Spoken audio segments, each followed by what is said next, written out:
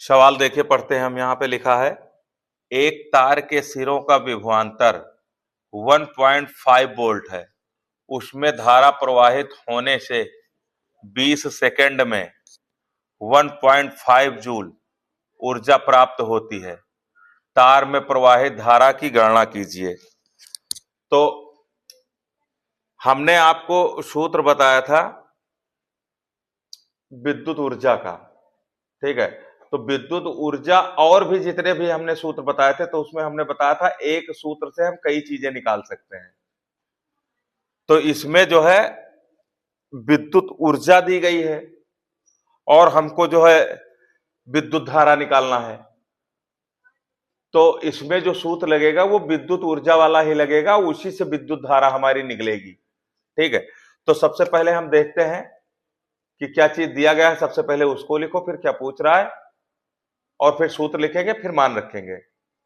तो देखिए यहां पे लिखा है एक तार के सिरों का विभवांतर 1.5 वोल्ट है, मतलब विभवांतर। तो हम यहां पे लिखेंगे विभवांतर। विभवांतर को हम बी से प्रदर्शित करते हैं, तो विभवांतर बी बराबर हमारा हो जाएगा 1.5 वोल्ट। 1.5 वोल्ट। अब लिखा है उसमें धारा प्रवाहित होने से 20 सेकंड में, 20 सेकंड लिखा है। तो सेकंड जो होता है वो होता है समय का मात्रक। तो हम यहां पे लिखेंगे समय। समय को टी से प्रदर्शित करते हैं। समय टी बराबर हो जाएगा हमारा 20 सेकंड। 20 सेकंड। अब लिखा है 20 सेकंड में 15 जूल ऊर्जा प्राप्त होती है। तो 15 जूल ऊर्जा प्राप्त होती है। तो ऊर्जा को हम बताए थे डब्ल्यू से प्रदर्शित करते हैं। तो यहां पे ऊर्जा डब्ल्यू बराबर आप लिखिए 15 जूल। ऊर्जा डब्ल्यू बराबर हो गया 15 जूल। फिर लिखा तार में प्रवाहित धारा की गणना कीजिए। तो तार में प्रवाहित धारा हमको ज्ञात करना है। तो यहां पे धारा, तो धारा को हम किससे प्रदर्शित करते हैं? आई से। तो धारा आई बराबर हमारा हो जाएगा क्वेश्चन मार्क, ठीक है। अब हमने आपको जो है ऊष्मा के जो सूत्र बताए थे, अब उसमें हमको मान रखना है। तो कौन सा सूत्र लगेगा सबसे पहले ये देखेंगे। तो उसके लिए हमको देखना है कि क्या क्या चीज दिया गया है, उसी हिसाब से हम जो है इसमें सूत्र लिखेंगे। तो एक हमारा जो सूत्र था ऊर्जा का, वो था ऊर्जा डब्ल्यू बराबर आई स्क्वायर आर टी, मतलब ये सूत्र लिखेंगे। अब इसमें आर नहीं दिया गया है, तो आर का हम मान रख देंगे कि आर बराबर क्या होता है, वो मान रख देंगे, फिर सवाल लग जाएगा हमारा। तो यहां पे आप सूत्र लिखिए विद्युत ऊर्जा, मतलब W बराबर जो हमारा सूत्र होता है वो आई स्क्वायर आर टी होता है, ठीक है। अब इसमें हमको देखना है कि क्या क्या चीज दिया गया है। तो हमारे पास क्या है? W दिया गया है, ठीक है। आई, आई हमको ज्ञात करना है। आर, आर भी हमारे पास नहीं है। टी, टी हमारे पास है। अब देखिए, तो आर, आर जो है हमको कहां से प्राप्त होगा वो हम देखते हैं। तो आप यहीं पे चाहे तो मान रख सकते हैं आर की जगह पे। तो जैसे एक सूत्र जो इसका होता है, विद्युत धारा का सूत्र जो होता है आई बराबर वी अपान आर, सूत्र था। तो उसी तरह से हम जो है सूत्र को लिख सकते हैं आर बराबर वी अपान आई। आर बराबर क्या होता है? आर बराबर हमारा होता है वी अपान आई। सूत्र हमारा विद्युत धारा का जो है वही सूत्र है। तो अब आप इसमें मान रख दीजिए, आर की जगह पे मान आपको रख देना है वी, वी आई का, मतलब वी अपान आई का। तो यहां पे लिखिए, ये हमारा हो गया आई स्क्वायर हो गया। अब आर जो है, आर की जगह पे हम लिख देंगे आर बराबर होता है वी आई, वी अपान आई होता है, वी अपान आई। तो आर की जगह पे हो गया वी, और फिर टी लिख दीजिए, और आई, तो आई को हम लिखेंगे नीचे, क्योंकि V अपान I होता है R बराबर। अब देखिए ये हो गया। अब क्या करना है, अब I नीचे है और ऊपर I स्क्वायर है, तो I से I को हम काट देंगे, नहीं काटेंगे मान रख देंगे तब भी वही आएगा, लेकिन मतलब क्या है उससे, तो यहीं पे हम उसको सॉर्ट कर दें, क्योंकि इसमें मान रख करके आप बाद में भी काट सकते हैं, चल जाएगा, कोई दिक्कत नहीं। लेकिन यहां पे भी चाहें तो I से I को काट दीजिए, थोड़ा सरल हो जाएगा सवाल बस।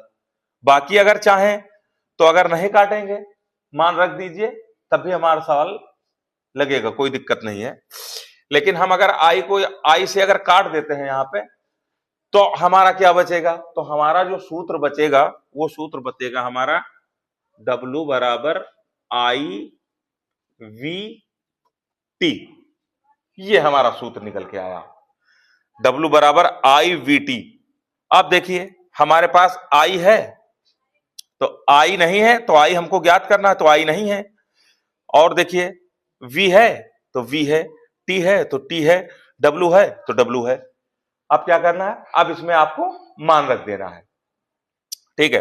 तो मान रख दीजिए, मान आपको रखना है, तो W हमारा कितना है, W है हमारा 15, तो W की जगह पे आप 15 लिख दीजिए।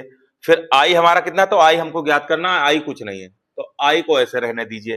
फिर V कितना है हमारा, V हमारा है, हमने बताया था अगर IVT जो लिखा है इसके बीच में कोई चिन्ह नहीं लगा है, तो जब कोई चिन्ह नहीं लगा होता है तो हम उस पे जो है गुणे का चिन्ह मान लेते हैं, तो गुणे का I गुणे, अब B लिख दो, B कितना है हमारा 1.5 है तो 1.5 लिख दो। T हमारा कितना है, तो T हमारा 20 है, तो T की जगह पे आप लिख दीजिए यहाँ पे 20 लिख दीजिए। अब देखिए, अब इसको जो है सरल कर लीजिए आप, तो हो जाएगा 15 और 20 को 1.5 से अगर हम गुणा करेंगे तो हमारा 30 आएगा। कैसे, इसको गुणा करने के दो तरीके हैं, चाहो तो आप ये दशमलव हटा दो, एक जीरो काट दो, तो 15 दूना 30 हो जाएगा। और चाहे आप 20 का 1.5 गुना कितना होता है, मतलब 1.5 से गुणा करना है ना 1.5 से, तो 20 का 1.5 गुना, तो 20 में 10 जोड़ दीजिए, 30 हो गया, तो 30 आ जाएगा। तो यहां पे आप लिख दीजिए I गुणे 30, ठीक है। अब हमारा हो जाएगा 15 बराबर 30 I, ठीक है, 15 बराबर 30 I। अब जो है 30 I को इधर ले आइए और 15 को उधर ले जाइए, क्योंकि हमको I ज्ञात करना है, तो जाहिर सी बात है हमको जो है इसको इधर लाना पड़ेगा, उसको उधर ले जाना पड़ेगा, ठीक है। और एक चीज समझिए, जब दोनों संख्याएं आपस में पलटती हैं तो कोई भी चिन्ह बदलता नहीं है, नहीं तो बराबर के उस पार का अगर कोई चीज इस पार लाएंगे तो माइनस हो जाता है, प्लस में होता है। लेकिन यहाँ पे दोनों पक्षांतर हो रहा है दोनों संख्याओं का, इसलिए संख्याओं में कोई चिन्ह बदलेंगे नहीं, जैसे का तैसा लिख देंगे। तो यहां पे हम लिखेंगे 30 I बराबर हमारा हो जाएगा 15, ठीक है। अब जो है हम लिखेंगे I बराबर 15/30, I को रोक लेंगे, 30 उधर जाने देंगे, क्योंकि हमको I का मान निकालना है। तो अब जो है आपको काटना है 30, 15 को भाग देना है 30 से। अब देखिए इसको ऐसे सरल कर सकते हैं कि 15 एकन्नम 15 कर दीजिए, अब 15 दूना 30 कर दीजिए, तो कितना आया हमारा 1/2 आ गया, यहाँ पे 1/2 आ गया। अब यहाँ पे दशमलव लगा करके इसको काट दीजिए, दशमलव लगाओ, यहाँ 0 बढ़ा दो, तो 2 से इसको काट दो, तो ये 5 बार जाएगा। तो हमारा जो विद्युत धारा I का मान निकला वो निकला 0.5। तो यहां लिखिए I बराबर हमारा हो गया 0.5।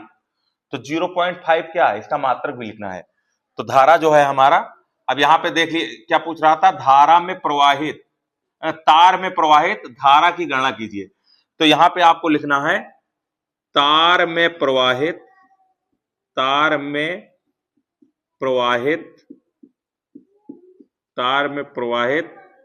धारा